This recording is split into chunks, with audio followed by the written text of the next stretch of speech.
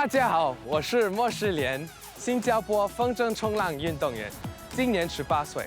我非常感谢我那时选了新加坡。我在这个节目跟你们一起分享我风筝冲浪的经验。你放松，不要拉那么紧。和我跟我家人一起的生活。其实我觉得我们的家庭比一般家庭还要亲近。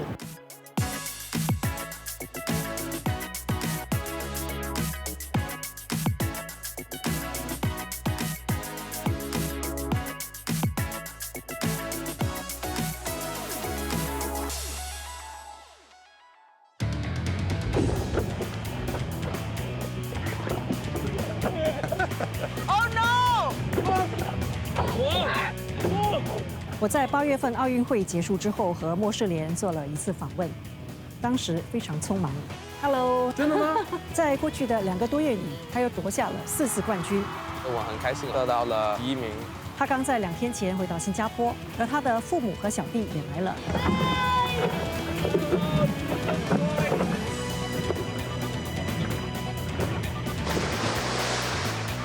Hello Max， 嗨，慧清，嗨，你好。对，相隔2个月再见到你们。啊，对啊。This is Valentine。哦，你见到老公第一次见面。OK。对。Is it the first time she's meeting you? Yes, nice meeting you. 所以过去2个月都忙些什么？我除了比赛，我忙着吃我妈妈煮的饭。他跟我一起来外国，他帮我煮饭。哦。唯一一个事情他出去就是煮饭。哦，这是小儿子。对，这是淑华姐姐。How are you？ 听说你叫王阳明。呀。哦，这是老二不在。老二不在。他在哪里呢？他在瑞士。哦，还在瑞士。对，还在瑞士。刚才你在哥哥一起在水上玩，好玩吗？你们在看谁先掉进水里是吗？小弟我推了3次进水。哦，你多久没跟哥哥玩了3、4个月。3、4个月没有跟哥哥一起玩。是吗？这么久啊？哦，因为哥哥都在忙着比赛。那今年的赛事已经结束了，那从8月到现在，你过去2个月又赢了4个冠军，现在心情怎么样？当然我的心情是非常好的，我很开心，我还能为了这个4个比赛准备了好，比得好能得到了第1名。我很惊讶，因为每个人还随着我在做什么，对吗？还随着我在比赛，追踪你的那个成绩。我一点都没有想得到会是这样的。下次比赛应该是在明年了。明年2月我才又开始比赛了。虽然我很想继续训练，很想继续做我的运动，我觉得应该慢一点，休息。我这2年真的忙了很多。奥运会比完了，我也没放松休息。就是我觉得现在可能最好是一个好主意来休息一下，就充电嘛。对，然后再冲刺。对。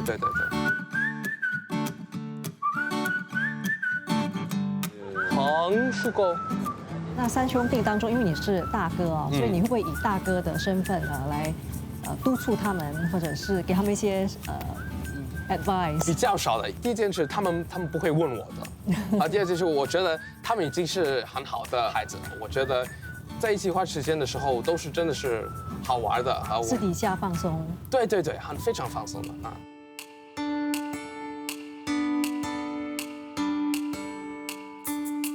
所以一般在新加坡的时候，你会做怎么样的训练呢？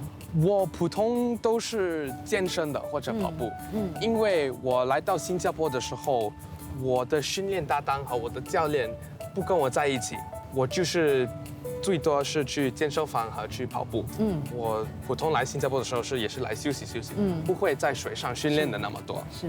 那么在新加坡，如果一般的孩子或者是有兴趣的年轻人想要学习水翼风筝板的话，他们首先要怎么样起步呢？你有点耐心，因为我能肯定，你一上这个水翼的时候，会非常好玩的。可是到那时学的会可能难一点。可是你一到上这个水翼的时候，我答应你，会是非常好玩的。在水上飞驰的时候就会很开心。对，肯定会是非常好玩的。可以在新加坡学怎么风筝水翼板，我觉得也是比较好学的，在这边，因为风不是那么大，和浪不是那么大，和你可以找到人来教你的。那么风筝水翼板主要由什么部件组成呢？第一部分是板来的，对吗？看，这你的脚放在这边里面的，和普通会是这样，在水下面。水下啊，这是你的水翼，是像水下的一个小的飞机，是，对吗？对你够快的时候，速度够高的时候，你就能站在这个水下的飞机上，在水面上面滑行，站在上面整个人站在这个上面的。所以要保持平衡。速度够高的时候，它已经会很稳定。所以一开始它是需要靠那个风筝来对对驱动，，靠那个风筝，就是风筝看起来是这样的，你要出去的时候，你就把它开着啊，你看到吗？对，它就会随风上去，对它就能拉你。有点像跳伞的那个降落伞一样。对对对，很像的，很像的。这个是最小的，你看，最小的1米啊，风筝这是最小的，最大的是23米。迪士尼风小的时候，你只有需要一个比较大的风筝，能抓的比较多风拉你。所以在任何国际赛事11米或23米都是规范的， 11米、15米和都可以23米都可以用，都可以用。就看是风大或大小。随着风选的是，所以这个风筝你要自己来决定，还是你自己决定的自己？决定，完全看你的判断。对对对对对，就是我觉得感觉像这个是很有趣的。对，这是一个经验，也是算是数学题。对对对对对。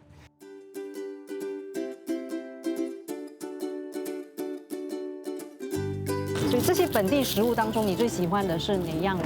我最喜欢的是这个沙爹，你最喜欢沙爹？喜欢沙爹，我只是吃肉的，我也会吃只是吃肉。吃肉。小弟只吃肉的。 Max 呢？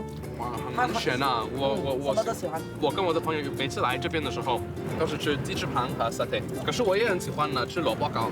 What about you? Popia, rojak, carrot cake, Yeah. tahu goreng, you know, which they Oh, very tahu nice. goreng, man.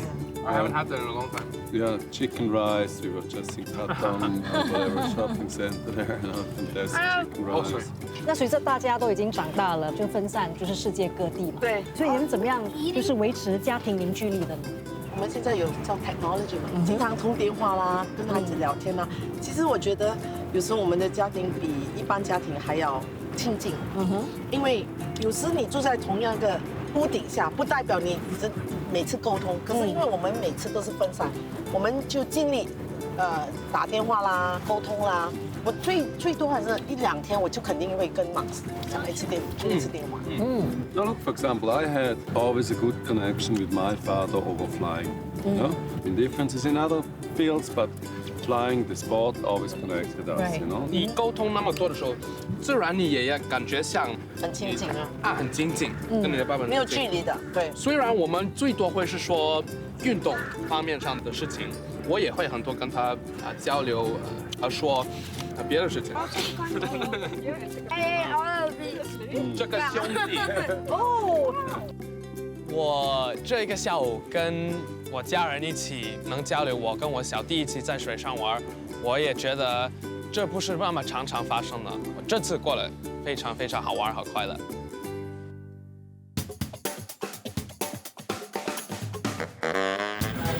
下午去哪里？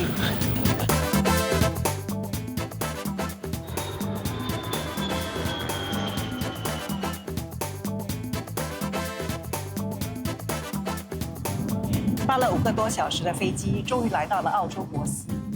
那南半球现在是夏天，不过感到相当的凉快，所以非常期待接下来2天的拍摄。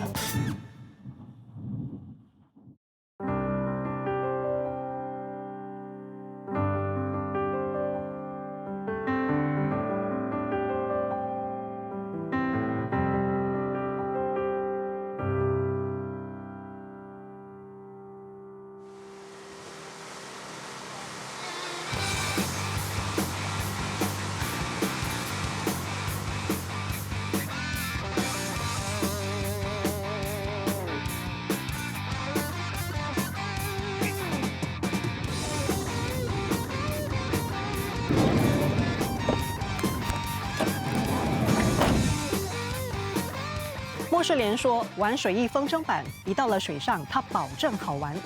所以我来到澳洲珀斯，就是要跟他学水翼风筝板。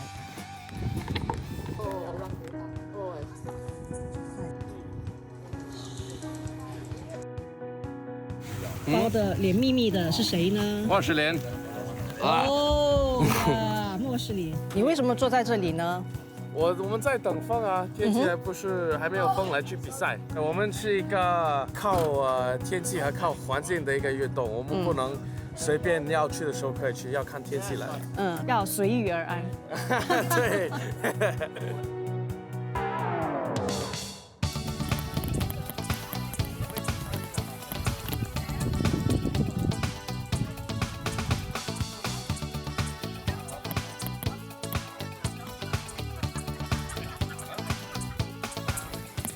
现在完全准备好了，啊！那个在新加坡的时候，你有说学习水翼风筝板，如果能够坚持到水上飞，就是飞驰的时候，就会是非常好玩的。对。所以这也是为什么我今天决定来这里跟你学水翼风筝板。哇，你到这边了，我要跟你说，你需要最少1个星期多吧。可是我可以帮你学的比较快一点，可能。好的，看一看。好的，至少能掌握把风筝飞起来。对，风筝飞起来，控制风筝，风筝怎么飞的，你学怎么控制它，风是怎么样的，感觉是怎么样的，我都可以今天教你。好，所以来博斯大概是4、5天了吧？已经是4、5天了。其实我知道是你要来训练的。对，可是还没开始。还没开始啊。来了这几天，主要做些什么呢？来了这几天，我们叫我小弟弟进步风筝冲浪和休息一下。我这一年很忙，做了很多东西，我觉得来这边能休息一下。先把它飞上去。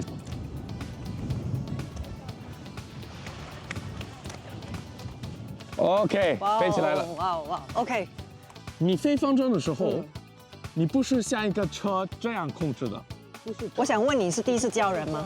第一次教人怎么飞风筝的。我以前是教我妈妈怎么上水翼板，对吧？可是她那时已经可以飞风筝了。连开这个都不会。 It's a bit tricky, this one. Yeah, this one. You got to slide it back, down, and then, yep, I'll just put it on like that. OK， 现在你能飞风筝了。OK， 转左，这样转右，不要那么多力拉。OK。是很奇怪的，因为你自己做东西的感觉像很自然，可是对别人一点都不是自然的。对，就是这个感觉上比较奇怪，知道吗？好，需要一点耐心，可是我觉得也是好玩的。你的手要推出去的 ，OK， 对吗？你的手推出去，对，这样飞的。What should I do? What should I do 你 to? 拉左边，你放松，不要拉那么紧，小心。没风了。这是风的问题，不是我的问题。对，现在是风的问题，因为你控制的时候 ，OK， 我试试看控制它也不动，就是风的问题。对，你看连末世莲都控制不了，就是风的问题了。是这次。好 ，OK，哎呀，最少好玩吗？好玩，很好玩。OK， 谢谢你，不客气。好，那你第一次飞风筝呢？第一次飞风筝感觉怎么样？我觉得这个飞风筝就跟平时就在陆地上玩风筝很不一样。对，很不一样的。对，为了第一次飞风筝，我觉得你做得很好。谢谢你啊，我觉得你做得很好。谢谢你。在新加坡拍摄你2次都没有看到靠，对，那是因为你们就分散在世界各地。我们家人一直是这样的，父母在这边啊，弟弟在那个国家，我在一个别的国家在训练，都是一直分开飞来飞去的。就是可能是在瑞士一起碰面，也可能在世界其他地方碰面。对。那有时候是因为你们2个都是在同一个运动上，就是竞技嘛。对，在同一个比赛。对，然后可能我的妈妈会来，和我的爸爸。可是我的爸爸他比较忙，对，我的妈妈是来住。对。要问 J 的是，你看到哥哥的时候，是不是特别的兴奋，特别开心？他不要说，有一点点，可是有一点点而已。OK， 可是不太，不太往太的。不要扮酷。大哥和就是靠，其实是在同一个体育项目里竞赛的。一样的，连比赛都比一样的。那会不会有一些好像竞争的那个感觉？没有，他比我更好，他比我更好，什么 rivalry？因为我早一点开始啊，他迟一点开始职业的训练竞争感还不是那么强的。强烈。好，不过有一个哥哥始终是好的，对对不对？是好的。为了拍摄节目，我一共见了莫世莲3次。那每次见到他，他都刚获得最新的荣耀。在来到博斯之前，他获颁世界最佳年轻男帆船选手。那上一次在10月份，赛季刚结束，他赢得了4项赛事的冠军。第一次在8月份，他刚获得奥运奖牌。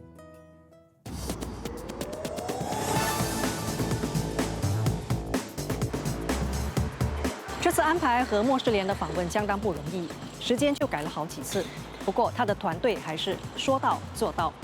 可以想象的是，他8月13号回国之后，要出席各种私人和公开的活动，还要接受各大媒体的访问，时间肯定是不够用的。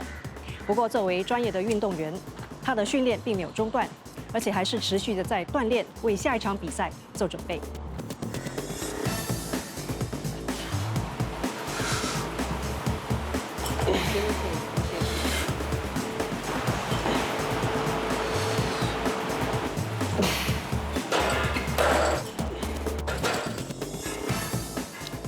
Hello Max， Hello， 你好。你好。有点累。所以每一次要花多少时间训练呢？准备好和你把你自己warm up，一共可能会到3个钟头吧。所以健身的话，主要锻炼哪一个部位的肌肉？脚，我的脚是最重要的啊。大腿，鸡腿。之后你还会做什么运动？我还会给我的核心肌肉群和我的上半身和我的背啊，和做全身的。全身的运动，我看你的那个重量很大，是很重哈。就是一共100公斤，我觉得，或者95公斤。我可能2.5就差不多了。你要试试吗？这个90公斤。我要请你帮我把它移开。可以。OK。来，我试一下。下。哎呦。OK， 再来。再一次。很好。很好。OK， 这个来，上。OK。哇哦 ，Thank you。这个你的大腿的肌肉真的是不是盖的？是我训练的，对。那么奥运结束20多天来，这2个多星期看你的行程是满满的。对，是满满的。我真的觉得让我好感动，好开心啊。可是回来之后，你会发现全国上下的人民都非常注意你，什么感触呢？除了感动，我真的很惊讶，我没有想得到能得到那么高的 recognition。所以这2个多星期来，除了就是我知道你还有保持训练，还要准备比赛，可是同时也要履行一些赞助合约的义务。这样的生活你喜欢吗？我喜欢的方面是我能带来给别人的快乐，我能给他们一个理由来庆祝，我能给他们荣誉感，而且继续可以跟公众接触，你也不介意说获奖之后有很多的瞩目，人家很多要约你啊，要见你啊，甚至要跟你要签名，你觉得这是给大家带来快乐？我希望是这样的呀。Video of Max's first try. Are you ready to go? Good. 在你很小的时候，你父母就开始和你讨论关于国籍的问题。你在11岁的时候就决定要代表新加坡，参加比赛。所以是什么原因促使你做出这个决定的？哎呀，我那时不是想那么大的事情，对吗？我只是我感觉是比较多是一个新加坡人，或者是比较多一个瑞士人。我想了，我的生活后我要选新加坡鸡饭，或者瑞士的 Swiss cheese fondue。我当然选了新加坡鸡饭，对吧？因为你比较喜欢新加坡。对啊，差不多这样决定的。我只是11岁而已，对吗？我没有想到未来的事情。那6年过去了，你怎么看待你当年这个决定？我非常感谢我那时选了新加坡，对新加坡的感觉比较深了。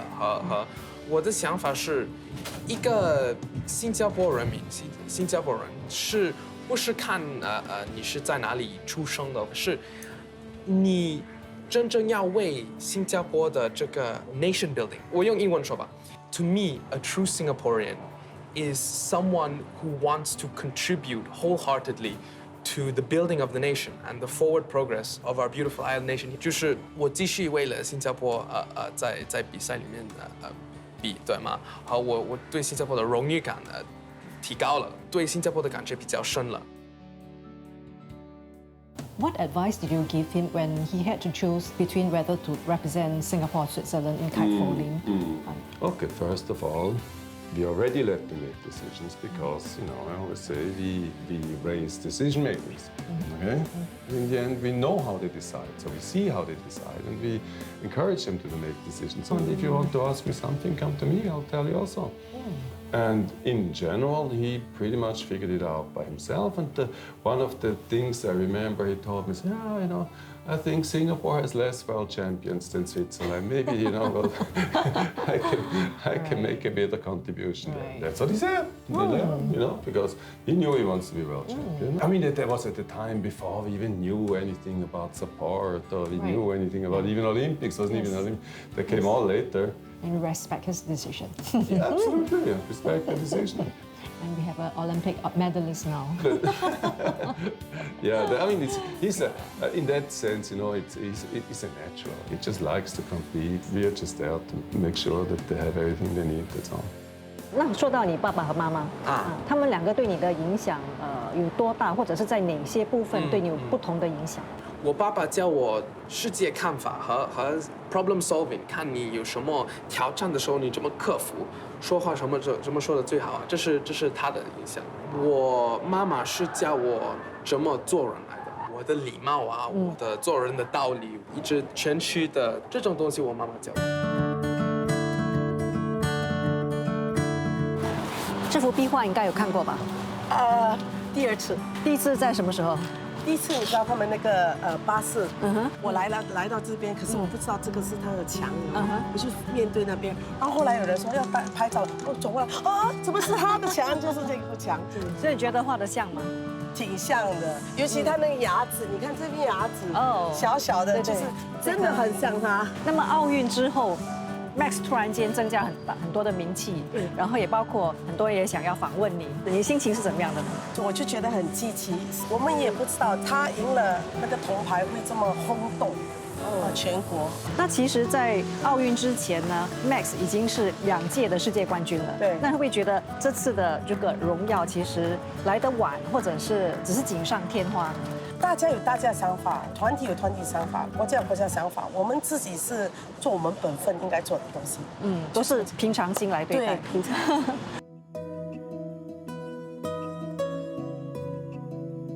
我记得你在一次媒体访问上有提到说 ，Max 在奥运的那场比赛之后，其实对成绩不是太满意。对，他其实是伤心的。他是怎么样应对过怎么样那个情绪上的转变的呢？他对自己需求是很高的。比赛结束后，他其实挺失望的，所以他就在水中逗留了。他对自己的表现很不满意。然后他上岸了，我就抱着他，因为我知道我很了解他一定不会满意他的成绩。 然后他就很伤心，可是他说他到岸上的时候，他看到很多人都在为他鼓励支持，他带给了很多人的笑容。在那一刻，他的小小的世界已经扩大了。他说这个是我自己的需求，跟别人跟大众是，所以他可以 compartmentalize 放下他的那个失望，给大家带来欢喜。他有一个媒体的那个访谈。 他说：“第一呢，我要祝新加坡生日快乐，这个是我带来给你的礼物。我跟爸爸看的时候都很惊讶，那一刹那就是我们觉得很开心的一点，就是孩子已经真的有很成熟的思想了。”那在 Max 突然成名之后，除了媒体的瞩目之外，其实也来了很多商业的邀约哦。那你是怎么样帮助他能继续在专注自己运动员的本质和目标上的呢？他自己很清楚，他很注重他的体育，然后他接触了很多媒体，他知道现在他不只能把自己的欢乐带进去，他也带很多人的欢乐，所以他觉得这个是动力多过压力。赞助商呢，我们一个 framework， 我们把它分为3层，第一层就是他体育直接遇到的那些赞助商，然后第二可能不是给他很多利益。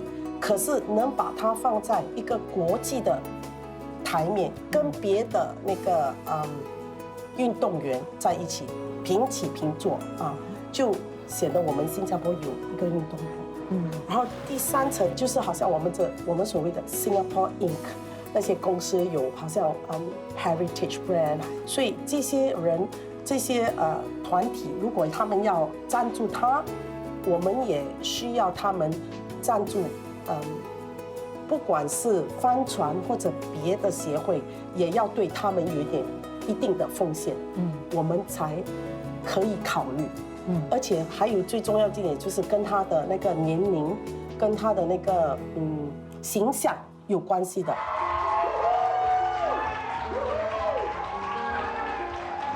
那么这2个星期来，我其实有看到有不少的活动，你是跟年轻的群众有互动的，所以你是希望对这些年轻的群众有怎么样的影响？我最少希望我有一个好的影响，鼓励他们来做他们要做的事情，给他们看你自己的能力，真正的能力是比你想的高。我希望能鼓励他们来做他们要的事情。在媒体的镜头下，我们看得到你是成熟稳重的，就是待人处事方面。可是很多人可能忘记了，你其实只有17岁。那么在闲暇时候，你喜欢做些什么呢？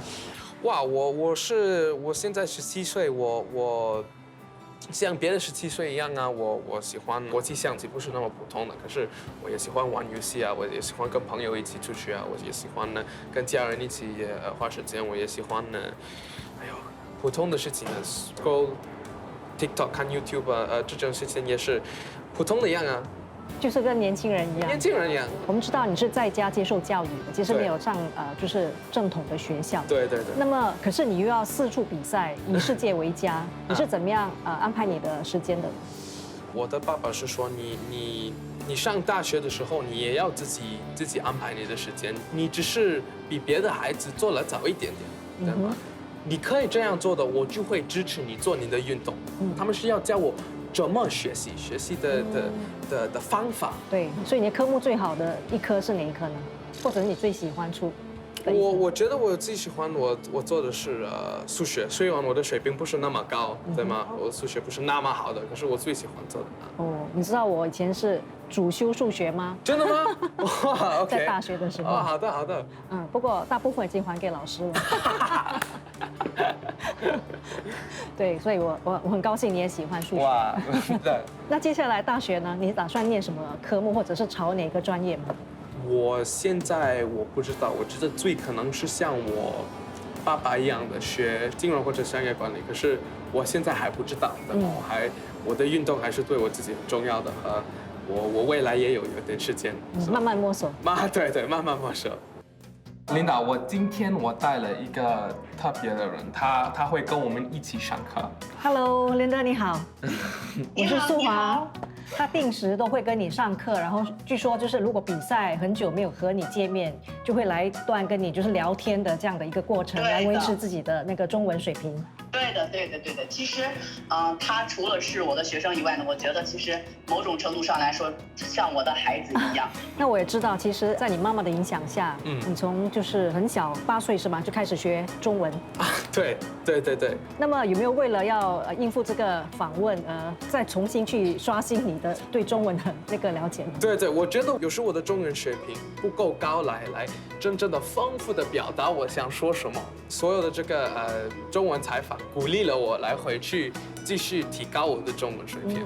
你有一个就长期教你中文的老师。我的网上的中文老师他是从西安来的。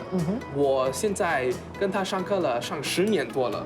他是像我的第2个妈妈一样，管我的生活啊，管我的有什么价值观啊，他很担心我啊，就是非常感动。你知道吗？我回来新加坡的时候，我以为我能普通的继续啊，跟以前一样。对，还跟以前一样，对吗？我出去的时候，没有人知道风筝冲浪是什么运动来的，我都是要解释给他们。现在我每次介绍自己的时候说，嗨，你好，我是 Max 对吗？他们就说，哎呀，我知道了。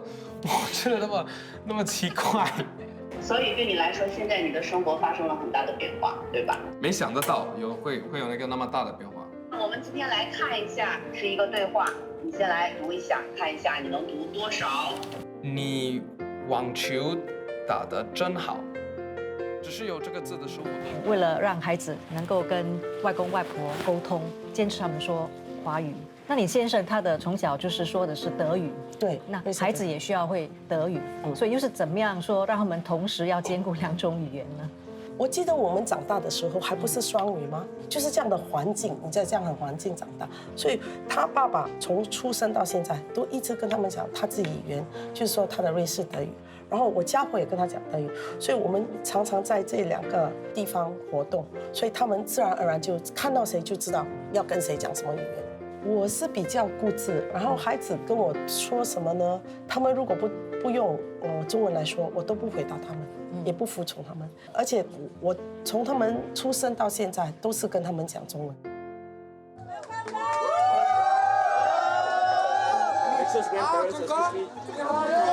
奥运比赛结束之后，我们看到你外公外婆特地去接机，那你和外公外婆的关系是不是很密切的呢？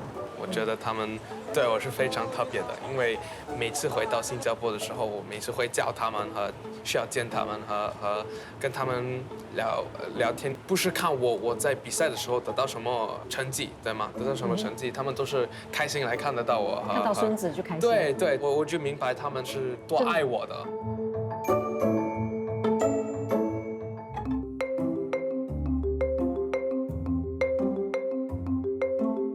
选那个山竹可以吃，对吗？是凉的。没有。Hello， 慧清，早安。嗨，素华你好，这是我爸爸，金先生，妈妈。欢迎你。金太太你好，你好，很好。所以你们都住这一带，对，经常来这里就是购物。我们时常来这边吃早餐，买水果之后就要吃早餐。吃早餐了，你陪我们一起去吃吧。好啊。好。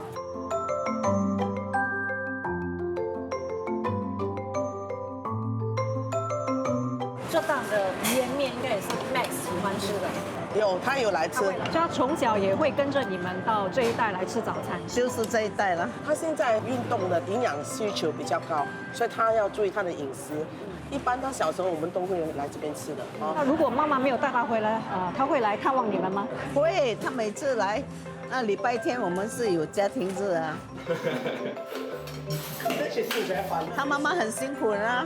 我女儿在瑞士，她的家是住在圣加仑，可是她要送孩子去读华文是在 Zurich， 1个多钟头的车程，来回就是每天要2个钟头2个小时。我没有在的时候，她孤零零的就一个人在那边做流浪汉。那个时候是每天吗？就是1个星期2、3次。1个星期2、3次。这些做父母的，你一定要有一个爱心，要懂得怎么样爱，爱的对，这个变成正能量，这个做父母是。这你看我是不是他的 product 很成功吗？你说，就是他成功啦。我做人有原则，不可以 compromise。就是孩子的教育方面啊，所以现在 Max 有这样的成就啊，你应该是非常的欣慰。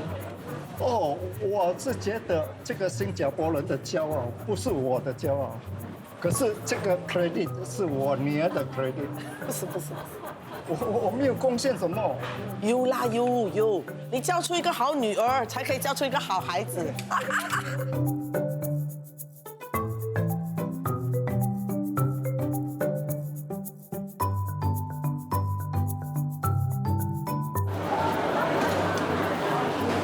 很江龙。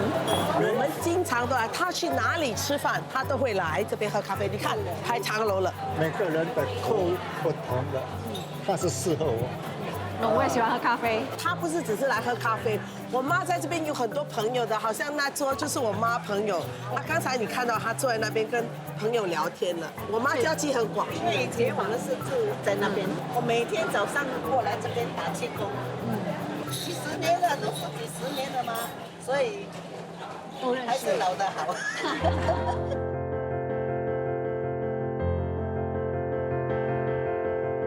我们桌上也看到有很多 Max 的照片，这个是他的手风帆的一个照片。这个滑雪的，7岁吧，7岁滑雪的时候，然后后来这是他过去属于风筝板的对情况。我看这个是应该是亚运，他回来的时候，他拿了奖牌，所以这是亚运的金牌，对，很重，相信是非常的重。所以对于栽培出一个这样的，就是孩子得到一个这样的一个金牌和这样的一个成就，目前有怎样的一个感受？我是妈妈，我不管他是做什么，就是看他的做人的品格，他的修养是对我来说比较重要。因为他无论做了什么奖牌，他赢了什么奖，人家都会忘记。我本身是注重教育，那么孩子他有这个天分，可是如果没有人去鼓励他，去支持他，他没有可能有今天。那周围的环境，尤其是我运动，对这运动方面我很注重。我到现在每天5点早上起来，喝一杯茶我就去运动。所以这样的环境会营造出这样的子孙出来。我的教育方式是很专制的。比如说，我的大儿子跟那个大女儿在小时候6、7岁的时候打架，那2个给我叫来房间，一手打3疼，一共2个人打了12疼。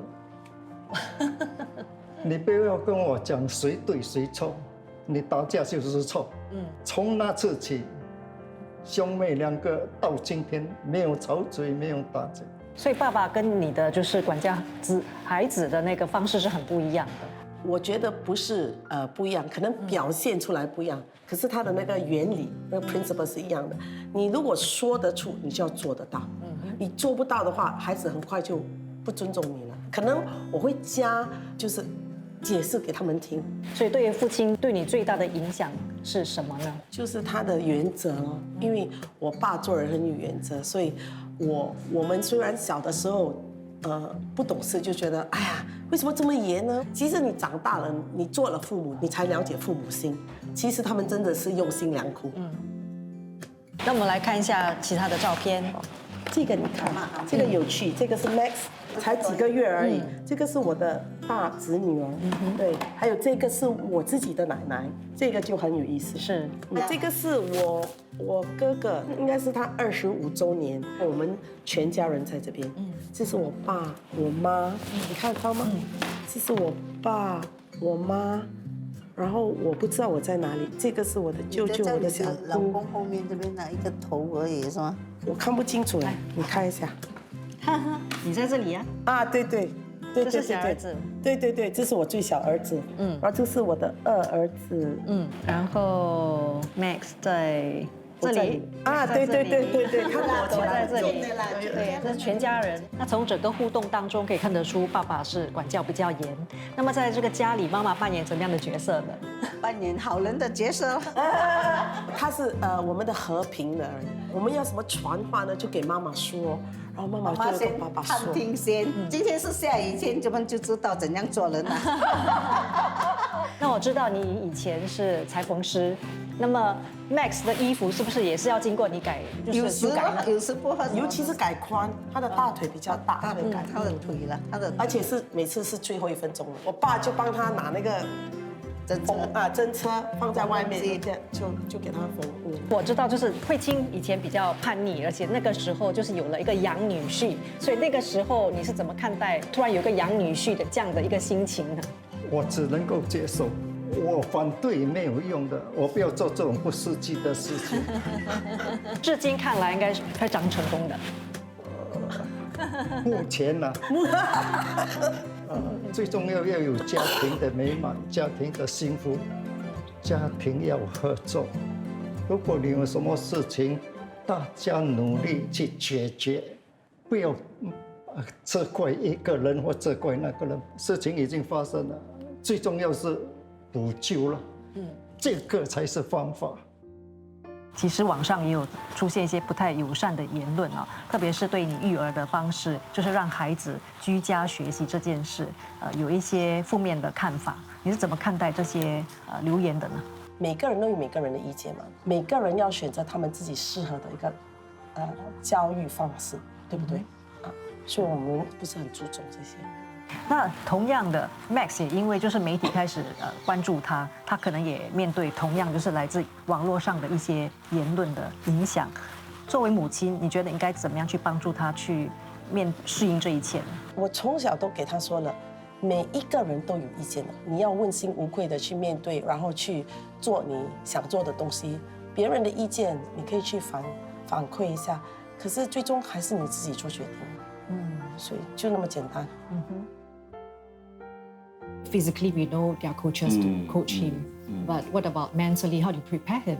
The success that you see is not so much about what he does in a given moment. It's about all the mistakes and mishaps that don't happen. All the things that could go wrong, but that you catch before.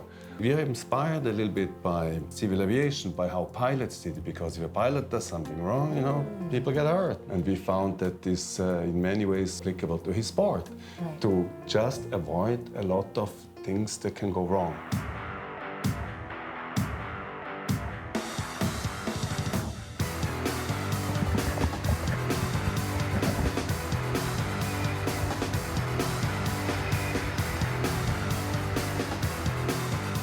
我飞了3900公里，从新加坡来到博斯，终于看到莫世莲在水上玩水翼风筝板。这是我第一次亲眼看到有人在水面上玩这项运动。那我也希望有一天呢，能够像他们一样在水上玩着风筝，冲着浪。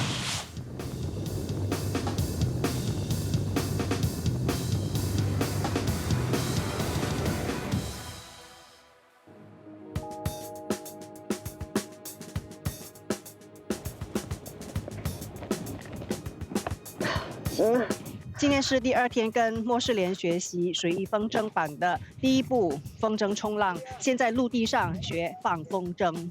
昨天风势不太强，希望今天看起来是比较强了，应该会比较顺利。哇，好了吗？准备好了。OK， 你可以控制了。好，记得啊，好，放松，好，放松，放松，这样。放。哦呦，太快下去了，这种，哦呦，小心，砰，呼呼。轻轻的飞，好，来，稍一点才会。OK， 终于感觉到他也在听我的话。所以像我现在基本就是在学放风筝。在飞风筝。它是可以放在水翼风筝板或者是水翼冲浪都可以。2个都可以用，可是你先要学怎么飞风筝。放风筝真的不简单。可是你飞得比较好了，你看我一点都没有动。对，昨天完全飞不上天。很好。You're teaching her how to start? She's flying the kite. It's not dropping out of the sky. It took me 3 weeks to get on the board. Right.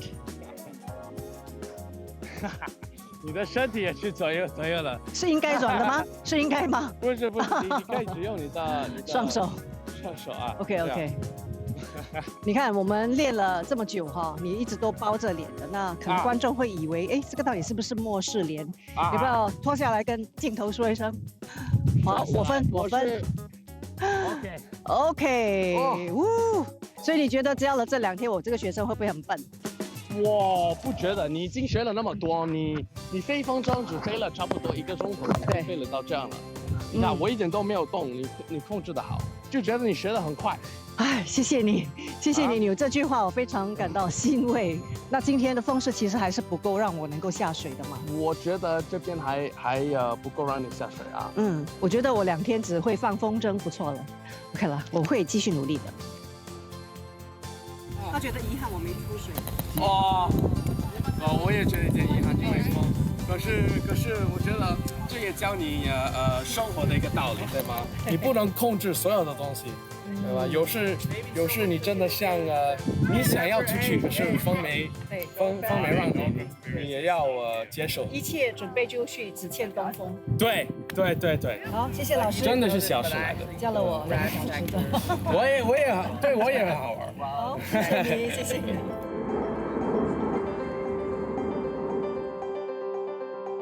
水翼风筝板这个运动其实要看天气，不是说你自己能控制的。面对这样的一种运动，你是怎样保持自己平稳的心情或心态的呢？你就会习惯了。你有时没风啊，或者风太大，或者下雨，所有的这个东西都会影响你能不能上水，能不能去训练。你可以出去的时候你开心，那么和你会用这个机会来出去训练，不可以的时候就是不可以啊，你不能控制大自然。所以因为这个缘故，就是会不会说也造就了你现在的一种人生的态度？你面对一些问题困境的时候，你也是用这样的心态去解决它的。运动教了我很多。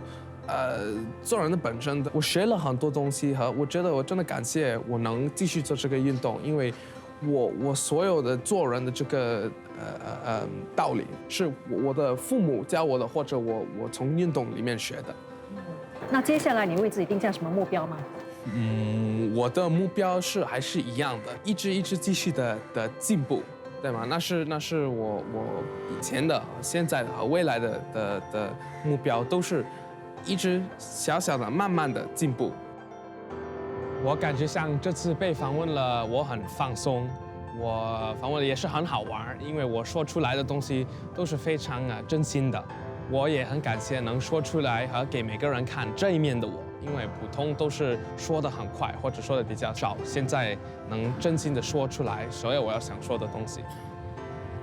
这次拍摄节目组安排我学习一项我从来没有接触过的运动，挑战自然很大。莫世莲是我懂你5个系列里年纪最小的受访者，只有18岁。不过他的个性沉稳。在博斯等待起风出海的下午，他没有不耐烦。我和他2天的训练中，最终因为风速不够，没有办法到海里放风筝。我说遗憾，但是他却笑了一笑，说这就是人生。确实，水翼风筝板是一个看天吃饭的运动。2024年对莫世莲来说是一个丰收年，也给新加坡带来了骄傲。我希望接下来他能够让新加坡在国际舞台上更加绽放光芒。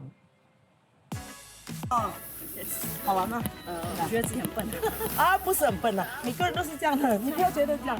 OK， 说接下来妈妈不在了，接下来几天你们要做什么？没有人跟我们煮饭了。哦，那吃饭怎么办？要自己煮哦，自己煮比较麻烦，最多是我煮饭。所以大哥要煮饭。吃得下 ？No， 吃得下？哇 ，No， 水翼风筝板，对，从小学起。我也是喜欢滑雪。哦，滑雪。喜欢，我最喜欢的比飞风筝。还喜欢。对啊。